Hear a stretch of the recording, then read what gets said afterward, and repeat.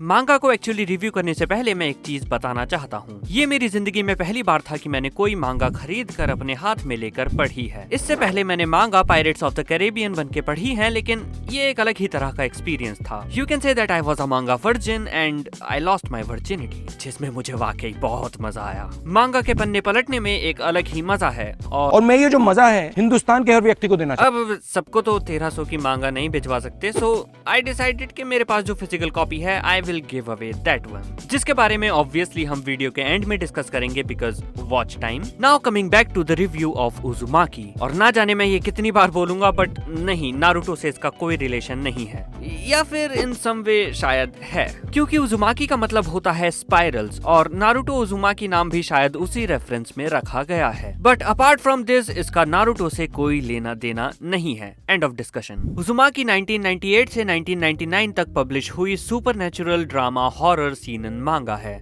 जिसको लिखा है one of the most critically acclaimed horror मांगा का जुंजी इतो ने। अगर आपका इस चैनल पर आना जाना लगा रहता है तो उजुमाकी आपके लिए कोई नया नाम नहीं होगा। मैं उजुमाकी की एनिमे अडेप्टेशन की हाइप में इसको 3-4 बार ऑलरेडी मेंशन कर चुका हूँ, पर ना जाने क्यों अभी तक the adaptation is just not getting to see any light of the day, so I thought fine. नहीं, एनिमेशन की बात नहीं कर रहा हूँ। जिस स्पीड से हम वीडियो बनाते हैं एनिमेशन के लिए करीब 30 साल का तो time they. So I bought the मांगा एंड रेड इट। मैंने जब से एक हॉरर अडेप्टेशन के बारे में सुना है मैं बहुत ही उतावला हूँ, क्योंकि first proper horror anime honestly ना के बराबर हैं, एंड सेकंड जब इसके ओरिजिनल सोर्स मटेरियल को इतनी सराहना और जनता का इतना प्यार मिला हो तो उसकी अडेप्टेशन के लिए मेरी हाइप का 7वें आसमान को छूना बिल्कुल लाजमी था। इतना कि मैं उसको खरीदने से खुद को रोक ही नहीं पाया। और जैसा कि मैंने कहा कि इसको हाथ में लेकर पढ़ना is all together a different and special kind of experience. तो मैंने पूरी कोशिश की कि उस चीज से इस मांगा के प्रति अपने थॉट्स को क्लाउडेड ना होने दूं और अपने ऑनेस्ट ओपिनियंस को प्रस्तुत कर सकूं। तो सबसे पहले शुरू करते हैं इसके प्लस पॉइंट्स से। The art. If there is just one field जहां तुम जुंजी इतो की गगनचुंबी काबिलियत को नकार नहीं सकते हो तो वो है इस ऑथर की art. The detailing is really good. कई जगह ऐसे पैनल्स हैं जिनको तुम बैठकर बहुत टाइम तक निहार सकते हो और उनके प्रिंट्स लेकर अपने कमरे में लगा सकते हो। उसको फ्रेम करो और किसी को पता भी नहीं लगेगा कि ये कोई मांगा थी या एक्चुअली पेंटिंग है। They are just so beautiful and creepy. मेरे अलावा इस मांगा को मेरे दोनों भाई बहनों ने भी पढ़ा है और मेरी बहन के एक चैप्टर के लिए एग्जैक्ट ये वर्ड्स थे। कैसी बुक है ये? उन स्नेल्स को देख के आगे पढ़ने का मन भी नहीं कर रहा। गुदगुदी सी महसूस हो रही है। गुदगुदी यहाँ एक गलत शब्द है। सही शब्द है फुरहरी चढ़ना। अगर तुम्हें समझ नहीं आया तो it is a feeling of creeps और chills going down through your body like. और हाँ, उस चैप्टर को पढ़ के वाकई वाली फीलिंग आ रही थी। अगर अब भी समझने में दिक्कत हो रही है तो अपने बाथरूम में एक कान खजूरा इमेजिन कर लो, कम से कम सांप जितना बड़ा। You will get the point. These chapters really do give you the feeling of disgust and creeps. The creativity.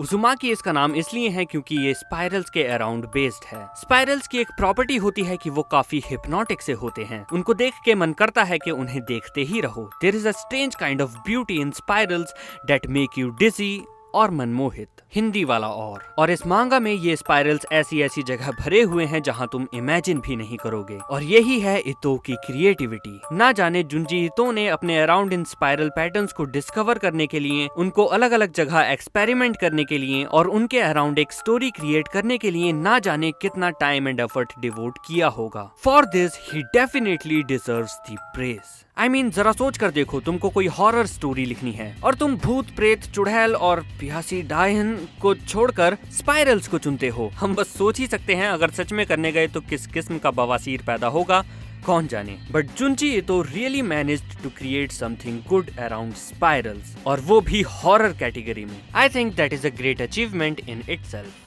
The story and horror, ये मेरा थर्ड और लास्ट पॉइंट है और यही वो फील्ड है जहाँ पर ये मांगा थोड़ी डगमगाती है। नाउ मुझे नहीं पता कि ये एक अलग मीडियम की वजह से है क्योंकि मुझे मूवीज वाला हॉरर देखने की ज्यादा आदत है रादर देन एनिमे और मांगा, या फिर मेरी एक्सपेक्टेशंस ऑलरेडी बहुत स्काई रॉकेट हाई थी क्योंकि जुंजी इतो का जापानीज हॉरर वर्ल्ड में बहुत ज्यादा नाम है। लेकिन मेरा overall experience for Uzumaki was a bit underwhelming. जियो जनता के लिए, क्योंकि हम वाईफाई वाले हो गए, अंडरवेलमिंग का मतलब एग्जैक्टली बुरा नहीं होता है, it just didn't meet my super high expectations. हम कॉमेडी देखते हैं हंसने के लिए, रोमांस और स्लाइस ऑफ लाइफ देखते हैं टसुए बहाने के लिए, रीडू ऑफ हिलर देखते हैं हीरोज के लिए। उसी तरह से हम हॉरर देखते हैं डरने के लिए। एक हॉरर कंटेंट के लिए मेरी नजर में सबसे इम्पोर्टेंट चीज यही होनी चाहिए, other than writing at least an average story, जो कि उजुमाकी की है भी। उजुमाकी जिस टाउन में सेट है उसके एनवायरनमेंट को मैं ओवरऑल काफी हाई रिगार्ड में रखता हूँ, but the overall horror just couldn't satisfy my needs.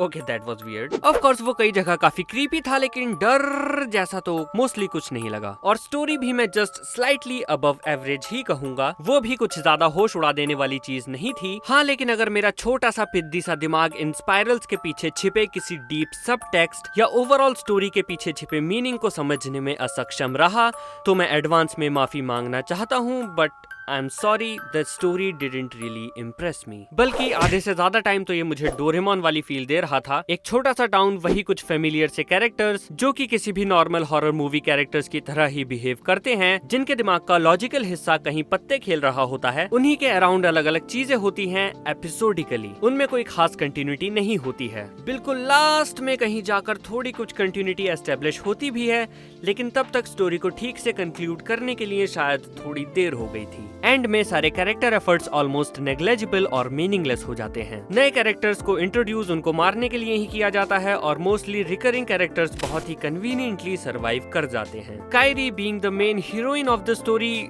doesn't really impress me, but I don't really hate her as well, so ठीक है। इन सभी बेवकूफों में सबसे मस्त है स्विची। चेहरे पर एक डिप्रेस्ड लुक लिए सबसे ज्यादा लॉजिकल बातें करते हुए ये डेफिनेटली मेरा फेवरेट कैरेक्टर है। बस बेचारा अगर प्यार में नहीं पड़ा होता तो थोड़ा और लॉजिकल बिहेव कर पाता और इस भसड़ से दूर जा पाता। I feel sorry for him, पर इस सब के बावजूद it is quite good to read. Maybe इसका एनिमे उस ईरी से एनवायरनमेंट को और अच्छे से एस्टेब्लिश कर सके, जो इसके हॉरर एलिमेंट को बाहर लाने के लिए जरूरी है। ट्रेलर देख के मुझे इसकी एडेप्टेशन से काफी अच्छी फीलिंग आ रही है, और साउंड ट्रैक से एक काफी अनसेटलिंग सी vibe. Fingers crossed, I hope the anime experience will be better and bring out the horror content of the story really well. So these are my thoughts about Uzumaki. Now जाने से पहले give away की बात। उसके लिए तुम्हें कुछ खास नहीं करना है, just subscribe to the channel ताकि हमारे सब्सक्राइबर्स बढ़ जाएं। उसका गिव अवे से कोई लेना देना नहीं है। गिव अवे के लिए तुम इंस्टा पर एक स्टोरी डालो और एनिमे टीएम को टैग करके कुछ भी होलसम सा लिख दो, कुछ भी चलेगा। लाइक एक अच्छा दिन ही विश कर दो। Let's make the environment wholesome, let's make the world wholesome guys. और मुझे पढ़ के जो भी अच्छा लगेगा मैं उसको रैंडमली गिव अवे कर दूंगा। अच्छा, एक काम करना, स्टोरी के बैकग्राउंड में इस वीडियो से एक स्क्रीनशॉट लगा देना, मैं देख लूंगा तुमने सब्सक्राइब किया हुआ है कि नहीं, और नहीं किया होगा ना तो कंसीडर नहीं करूंगा। Bye and love you all.